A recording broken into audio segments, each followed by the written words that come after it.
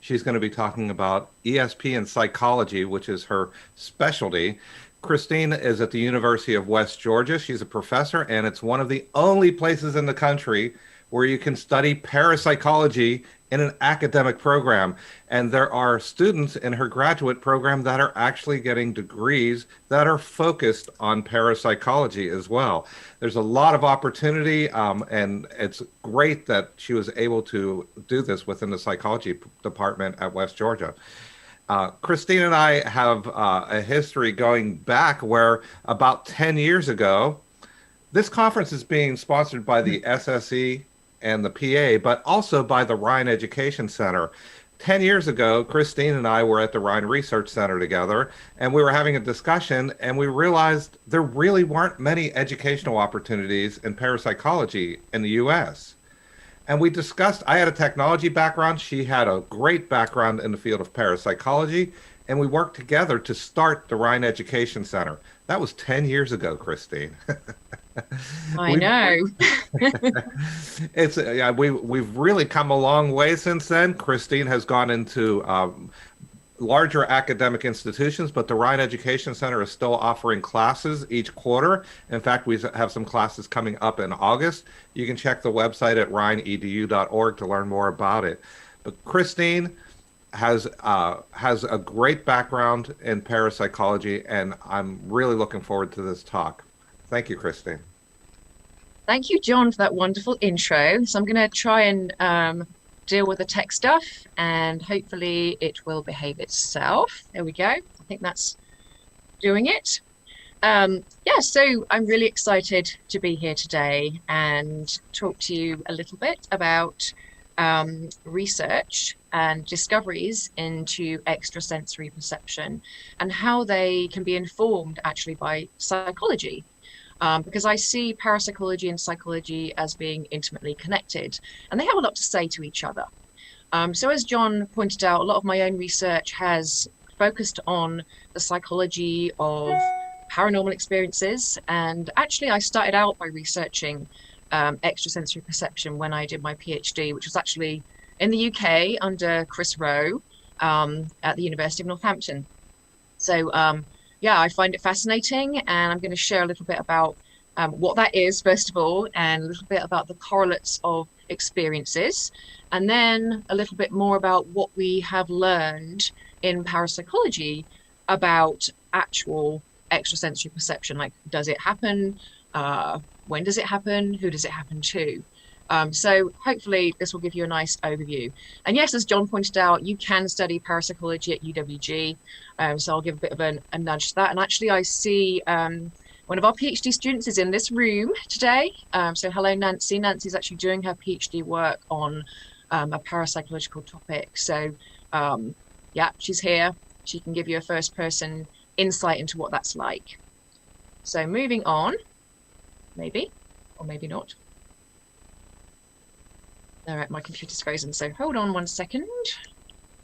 Technical issues. Uh, Oh, Christine, there do we you go. want to? It's Okay. working. It's just slow. I don't know. We'll just have to let it do its thing. It's probably something to do with PK. All right, so Annalisa gave a really good overview of parapsychology, and she included a nice intro into research approaches into extrasensory perception. But I'm going to go back and talk about what this is again, just to make sure everybody's clear about what we're talking about. And maybe you'll realize that you've had one of these experiences yourself, because even if you're skeptical, it's often the case that you or a family member has had something like this happen to them. So we're talking about experiences that seem to be involving information access that shouldn't happen. So basically, information seems to be acquired without the use of the normal senses. And this includes what's known as telepathy, telesthesia. I'll talk about that in a minute. Precognition, clairvoyance, and retrocognition. So telepathy is where people have awareness of what another person is thinking or feeling. And it can sometimes be very embodied. So this is particularly noted in twin experiences, for example, and that's actually been studied in terms of subjective experiences and in psi performance in Sweden. Um, so this is the idea that sometimes twins can have embodied experiences. So they might have a feeling of pain in their body that seems to relate to the pain that their twin is going through at a distant location. So that's fascinating. And that's something we'll come back to later, the idea of the body being really, really important in ESP. So it can be mental, but it can also be very, very physical. Precognition, as depicted on the slide, Professor Trelawney. Any Harry Potter fans here will recognize her. She is gazing into a crystal ball. In the movies, you'll see her also looking into tea leaves and divining aspects of the future. So any experience where people have access to the future is known as precognition. This often happens in the dream state, but can also happen in the waking state. Clairvoyance is basically clear seeing, but it can also be clairaudience, where people might hear information, or clairsentience, where they might feel information. But basically, information is happening at a distance. So, for example, it might be the case that somebody like Edgar Casey, who's on the slide, was able to have direct awareness of something that was going on at a distance. So I think he was reported to be able to read a thermometer of a person who was in a different location. And that is an example of a clairvoyant experience.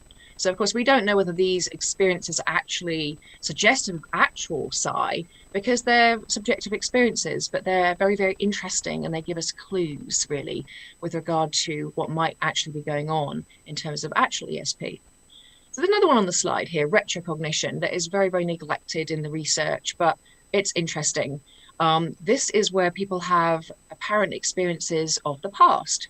And so the example I often use here is where people might go to a battlefield that's, currently not a battlefield. So I've been to the battlefields in Belgium and France. They're very, very peaceful areas. But some people have reported things like flashes of the past that seem to be related to things that actually happened in the past. So that's awareness of information from the past. That's harder to test in the lab, but it's still a very interesting and valid experience. So I'm going to try and go forward again. Okay, it's working now. Excellent. So why do we study these